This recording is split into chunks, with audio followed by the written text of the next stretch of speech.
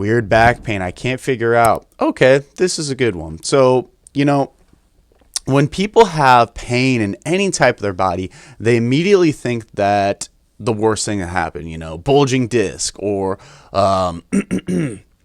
torn muscle tendon, something really really bad. And the thing I want to reiterate with pain is that pain is very very psychological driven. As in, if you feel pain and notice the pain and worry about the pain, you are going to experience more pain. There have been numerous people, and this is why pain tolerance is so different, is because some people just don't give the pain attention. Some people, they notice it's there, but in all reality, they realize that the pain will likely go away at some point.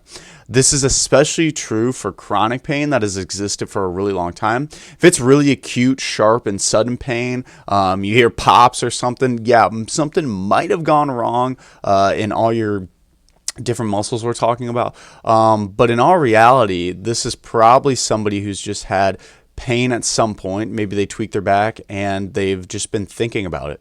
And if you think about it, it sounds crazy, guys, but psychology and your mind and body, they really, really work together.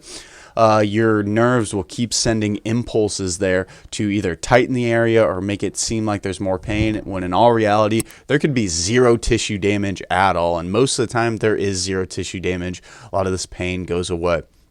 What you can do about it and what I do about it is I just move around my workouts a little more gently. So if I'm experiencing back pain, I will still directly train my back, but I'm not going to be maxing out on that lift for whatever it is. If I'm doing deadlifts and my back really, really hurts that day, I will probably do very slow and controlled light deadlifts in a way that doesn't cause pain. Still moving, because I understand that getting blood flow to those tissues and those joints are what keep them healthy and strong and ultimately reduce pain over time.